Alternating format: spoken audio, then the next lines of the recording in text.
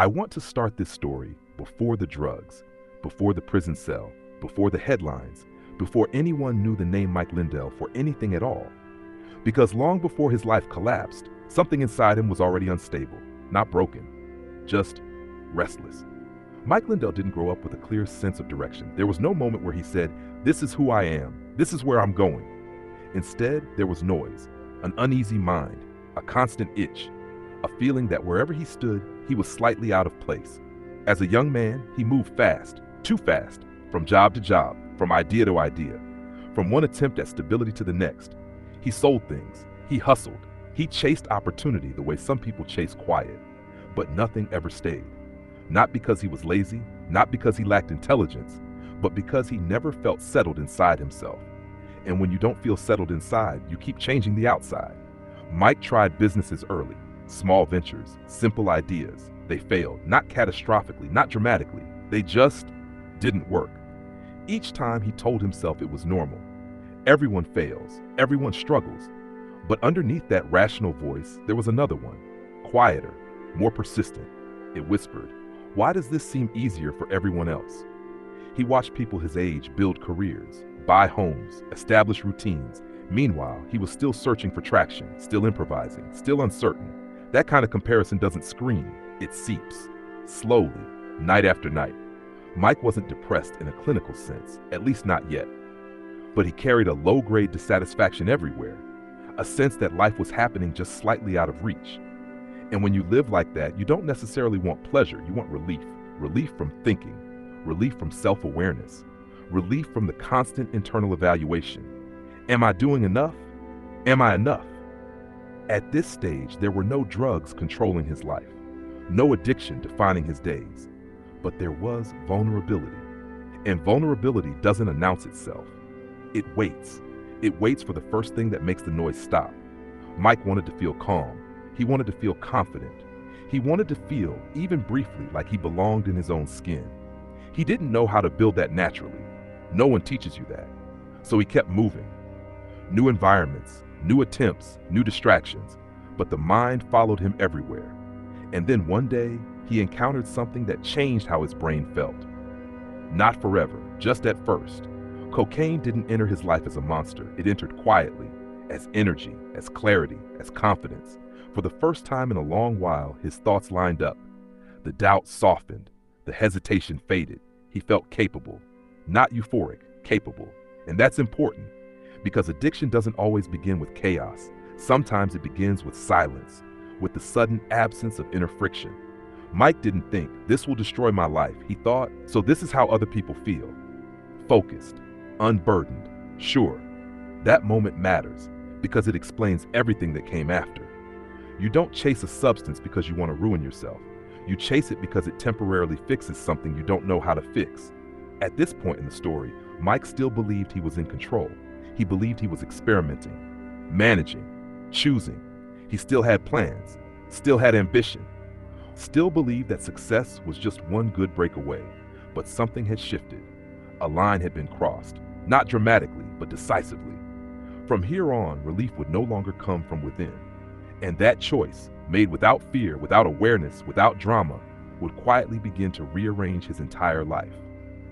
Pause here, because this is where many stories begin to rush. But life doesn't rush at the start of a fall, it drifts. And Mike Lindell was drifting, long before he ever hit the ground. What makes the beginning of addiction so dangerous is not how bad it feels, it's how reasonable it seems. When Mike used cocaine again, it didn't feel reckless. It felt functional. He wasn't hiding in alleys. He wasn't disappearing for days. He was still working, still talking, still showing up. From the outside, nothing looked broken. From the inside, everything felt easier. The noise in his head lowered its volume. The self-doubt stepped back. The constant second-guessing went quiet. Decisions came faster. Words came smoother. Confidence showed up without effort. For a man who had spent years feeling slightly behind the world, this felt like catching up. He told himself a story many people tell. This isn't addiction. This is a tool. A way to stay sharp. A way to push through fatigue. A way to feel normal. That's the lie that sticks, because it doesn't sound like a lie. Mike still had goals. He still wanted to succeed. He still believed he could build something meaningful. Cocaine didn't replace those desires, it amplified them. At least that's how it felt. He started associating progress with being high. Energy came from the substance. Focus came from the substance. Confidence came from the substance. And slowly, without a clear moment of decision, his baseline shifted. Normal no longer felt normal. Normal felt dull, slow, heavy. And when normal feels unbearable, you stop trusting yourself without assistance. Mike didn't wake up one day and say, "I'm addicted." He woke up and thought, "I don't feel right today." And then he remembered what fixed that feeling. That's how dependence forms. Not through chaos, through habit. Money was still coming in. He was still trying businesses, still chasing momentum. But now every effort had an invisible cost. What began as occasional use became routine. What felt like choice became expectation. His body adapted quickly. His mind adapted faster. And here's the part people underestimate. Addiction doesn't erase ambition. It redirects it. Mike wasn't trying less. He was trying harder. But through a narrowing tunnel, his world shrank. Conversations became transactional. Time became compressed. The future became vague. He didn't plan far ahead anymore. He planned for the next hit of clarity, the next burst of calm.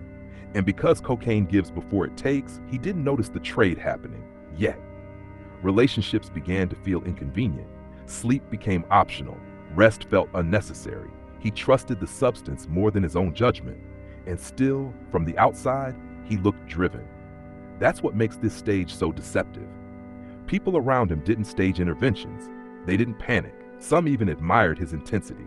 But inside, something fundamental was shifting. Mike was no longer building resilience. He was borrowing energy from the future. And borrowed energy always demands repayment. He started lying, not dramatically, but casually, about where he was, about what he needed, about how he felt. Not to manipulate others, but to avoid slowing down. Because slowing down meant feeling again. And feeling was what he had learned to escape. At this point, he still believed he could stop anytime. He still believed control was intact. That belief is powerful. It keeps people going far longer than logic would allow. But control, once outsourced, is difficult to reclaim. Mike's life hadn't collapsed, not yet, but the foundation was thinning, quietly, invisibly. And when a foundation thins, it doesn't warn you. It waits until the weight becomes unbearable. Pause here, because this is the last moment where the story still feels manageable. From here on, the cost accelerates, and the illusion of control begins to break. The collapse didn't arrive like a crash. There was no single explosion, no dramatic phone call, no moment where everything fell apart at once. It happened the way most lives unravel, incrementally. Mike didn't wake up thinking, "My life is falling apart." He woke up thinking, "I'll fix it later." Later became a habit. The businesses he tried began to wobble, not because the ideas were worthless, but because consistency had left the room. Meetings were missed, details were ignored, promises were postponed. He still talked big, still imagined success, but execution started to fray. Money moved through his hands quickly, in, out. He didn't track it carefully anymore. There was always another expense, another urgency, another reason to delay responsibility. People noticed changes, not enough to intervene, just enough to feel uneasy. His patience shortened, his mood sharpened. Moments of warmth were followed by sudden distance. Relationships don't usually end with fights. They end with confusion. Mike became harder to read, harder to trust, harder to rely on.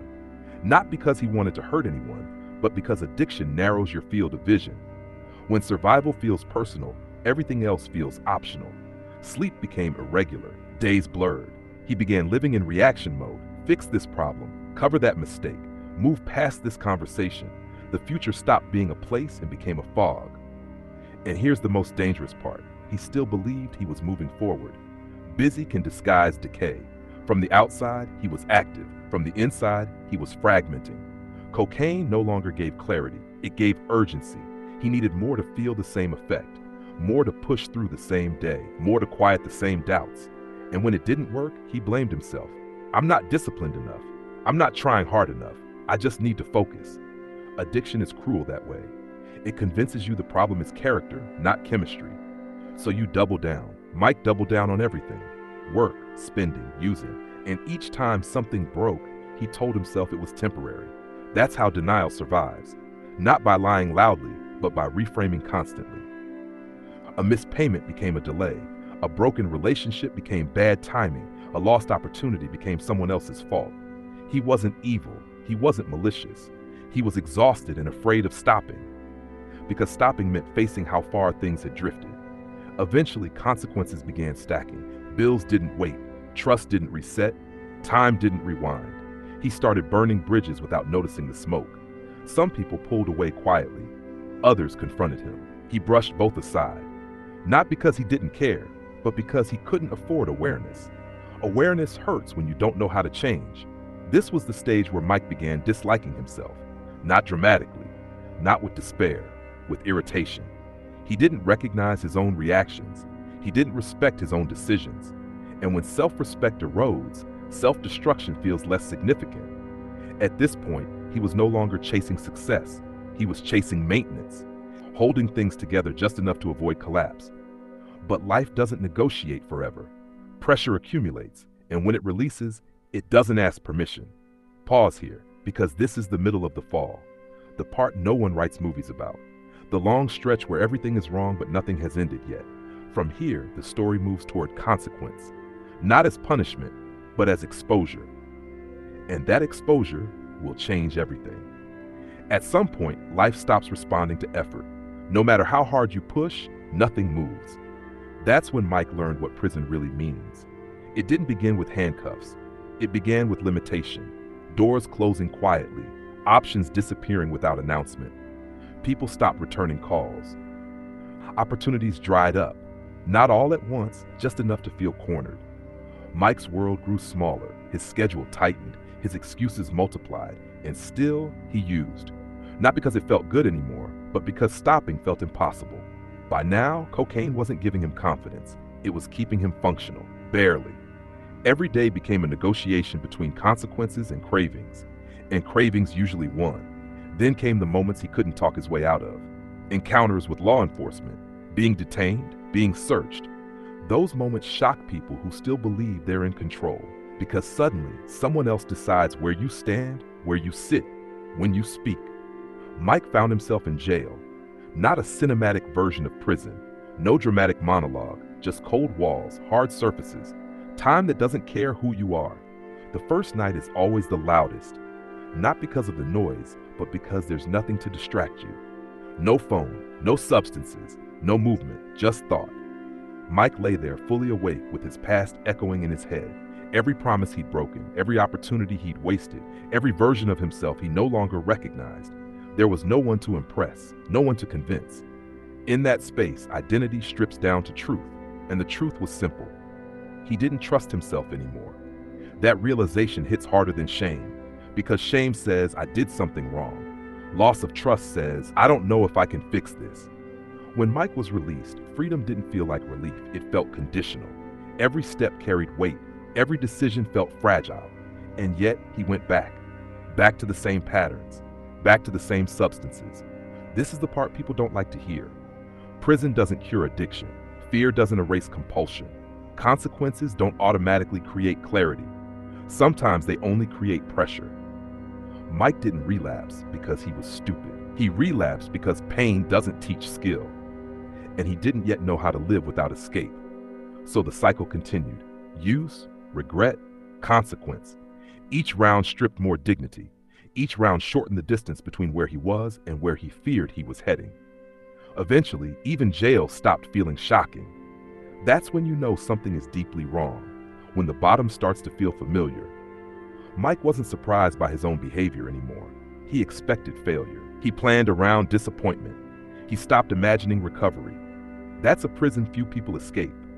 The prison where you assume you'll always return to the same cell, even when the door is open. Pause here, because this is not yet the lowest point. It's the moment before collapse turns inward, the moment before hope stops visiting entirely. From here, the story moves into relapse, not as a mistake, but as a surrender. And that surrender will bring him to the edge. Relapse doesn't always feel like failure. Sometimes it feels like inevitability. By the time Mike fell back into using again, he wasn't surprised. There was no inner scream, no shock, just a quiet resignation. as if some part of him had already accepted that this was how his story went. He tried to stop. That matters. He made promises. That matters too. But intention without structure collapses under pressure. And pressure was everywhere. Bills, shame, reputation, the weight of being someone who had disappointed everyone, including himself. Mike didn't relapse because things got better and he let his guard down. He relapsed because nothing felt survivable sober. Sobriety stripped him raw. Every emotion came back unfiltered. Fear, regret, anger, loneliness. Using again wasn't about pleasure. It was about anesthesia. About turning down the volume on a life that felt unbearable to inhabit. Each relapse carried more disgust, not from others, from himself. He knew the pattern now. He saw it clearly. And that made it worse, because awareness without power creates despair. He stopped explaining himself to people, stopped defending his actions. He assumed judgment even when no one said anything.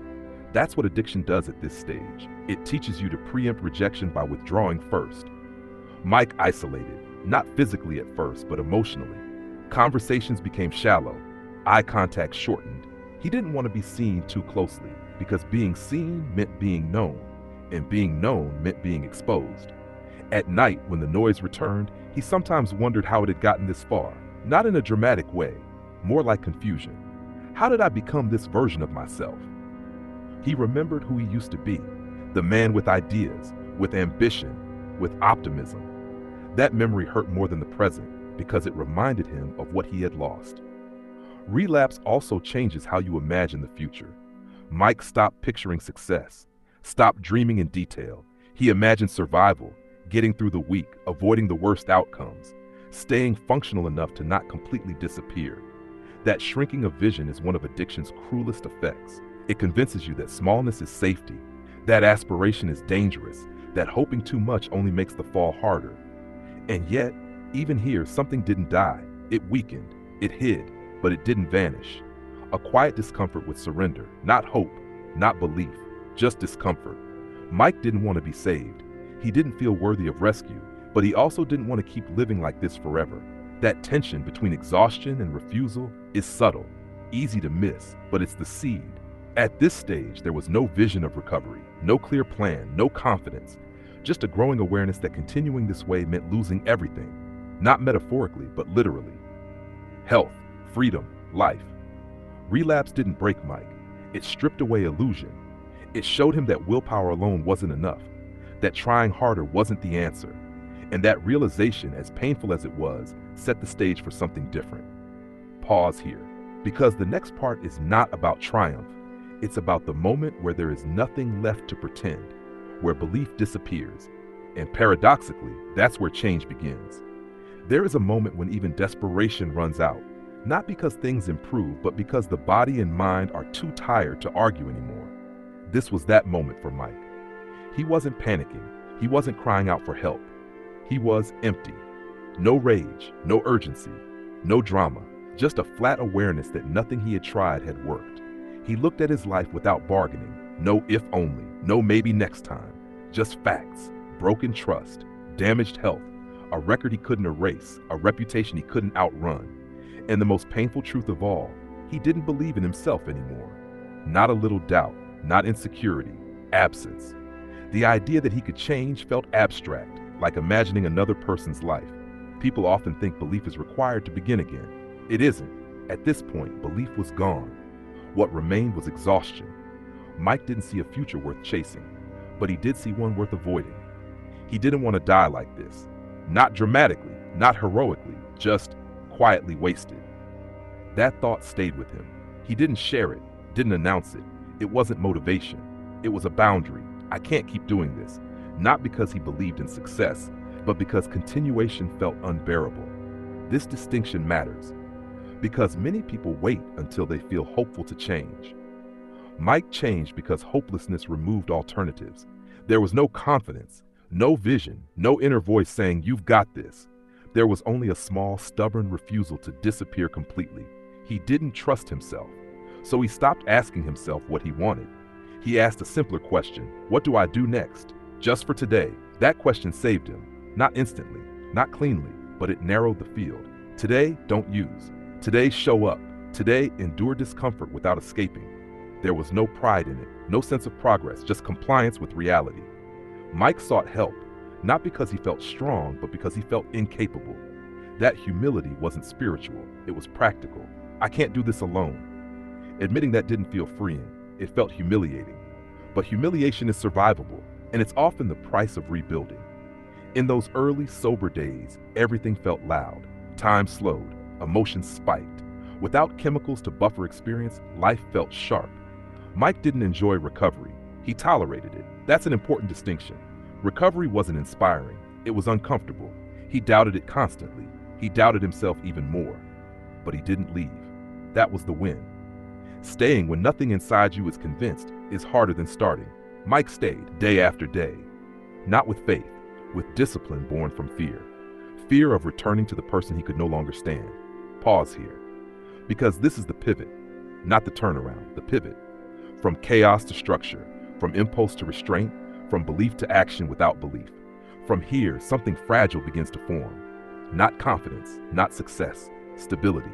And stability will become the ground where something unexpected grows. When Mike began rebuilding his life, nothing felt heroic. There was no surge of confidence, no inner certainty. He didn't wake up thinking, this is my comeback. He woke up thinking, don't go back. That was it. Recovery didn't give him clarity about the future. It gave him boundaries. Go to meetings, stay accountable, follow structure. Not because he believed in the process, but because the alternative had already failed. Mike learned something quietly important during this time. He could act without trusting his feelings. For most of his life, he had followed impulse. Energy meant go. Discomfort meant escape. Now he reversed that logic. Discomfort became a signal to stay. Restlessness became something to endure. This was unfamiliar territory. He didn't feel capable. He felt constrained. And yet, those constraints created space. With fewer chaotic decisions, his mind slowed. With fewer emergencies, his attention widened. And in that quieter mental state, ideas returned. Not grand visions, practical observations. Mike noticed his own sleep, or rather, his lack of it. Years of addiction had wrecked his rest. And even in sobriety, sleep didn't come easily. He tried different pillows. Nothing worked. This wasn't a business idea yet. It was an irritation, an everyday problem. And because he was no longer numbing himself, small discomforts stayed visible. Instead of escaping them, he sat with them. Mike began experimenting, not with ambition, with curiosity, foam, shapes, support. He didn't think this will change my life. He thought maybe this could help someone, including himself. The early attempts weren't impressive, crude prototypes, unpolished results. He didn't feel proud. He felt cautious because hope still felt dangerous. He remembered how many times Beline's belief had betrayed him, so he kept expectations low. He didn't announce plans, didn't pitch dreams. He worked quietly, testing, adjusting, repeating. This was new for him. Before addiction, he chased momentum. Now he practiced patience and felt unnatural. Mike faced rejection again. Retailers said no. Manufacturers hesitated. Distributors weren't interested. That part of the story is often told quickly, but emotionally, it hit differently this time. Rejection no longer confirmed his worthlessness. It confirmed reality. This doesn't work yet. Not, you don't work. That distinction mattered because Mike wasn't attaching his identity to immediate success anymore. He was attached to staying sober. Everything else was secondary. He sold pillows himself, from his car, at fairs, door to door. Not because he believed in scale, but because it was something he could do honestly. He didn't exaggerate, didn't manipulate. He demonstrated. This is what it is. This is what it does. Some people walked away, some bought. Enough to continue. Mike wasn't building a company yet. He was rebuilding trust with himself. Each completed day sober was proof that he could keep a promise. Each small sale was confirmation that effort still mattered. He didn't feel like a founder. He felt like a man learning to stand without leaning on chemicals. And that's the part people miss. MyPillow wasn't born from confidence. It was born from constraint, from someone who no longer trusted inspiration but trusted repetition. Show up, do the work, don't escape. Slowly, something shifted. Not in revenue, in identity. Mike stopped seeing himself as a failure trying again. He saw himself as someone who didn't quit today. That was enough. Pause here, because the final part is not about scale or headlines. It's about what success actually meant to someone who had already lost everything. and why winning, for Mike, was never about money. When people talk about Mike Lindell now, they often start at the end. The company, the revenue, the visibility. But that wasn't the victory. Not for him, because long before the business grew, something else happened, something quieter. Mike stopped running from himself. That doesn't mean he became confident. It doesn't mean doubt disappeared. It means doubt stopped being the boss. As MyPillow slowly gained traction, Mike stayed cautious.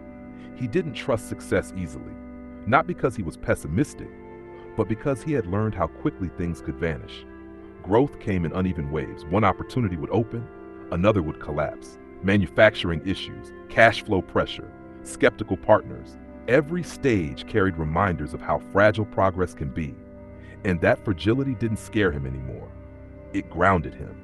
Mike stayed close to the work. He didn't separate himself from the product. He demonstrated it personally, spoke directly, showed up repeatedly, not to sell an image, but to maintain honesty, because honesty was the only thing keeping him sober. Success didn't cure his past, it coexisted with it. He still remembered the cells, the nights without sleep, the years where he didn't recognize himself. Those memories didn't disappear, they became boundaries. Mike didn't say, "I'll never fail again." He said, "I won't go back there." That distinction kept him steady. As the company expanded, people began telling a simplified version of the story. They called it a comeback, a redemption arc. Mike knew better. Redemption implies erasure. Nothing was erased. His history stayed with him, but it no longer defined his direction. And here's the part that matters most. Mike didn't build MyPillow because he finally believed in himself. He built it because he kept acting even when belief was absent. He didn't wait to feel worthy. He worked while feeling unsure. He didn't demand confidence. He practiced consistency. That's the real shift. From emotion-led living to principle-led living. From chasing feeling to honoring structure. From escape to endurance. For someone who had lost everything, winning wasn't domination. It was stability. Being able to wake up and trust his next decision more than his impulse. Being able to face discomfort without numbing it. Being able to look at his life without flinching. That was the success. The business was evidence, not the point. If there is something to take from this story, it's not inspiration, it's permission. Permission to begin again without confidence. Permission to act while still broken. Permission to stand up even when you don't believe you'll make it far. Mike Lindell didn't rise because he found faith in himself. He rose because he stopped lying to himself. And sometimes that's enough. Pause. Let that sit. Because some victories don't look like triumph. They look like quiet persistence after hope has already left the room. And if you're listening to this from a place where belief feels unavailable, remember this. You don't need to trust the future. You only need to refuse to return to the past. That choice made repeatedly can build something real, even from zero, even from shame, even from a life that once looked beyond repair.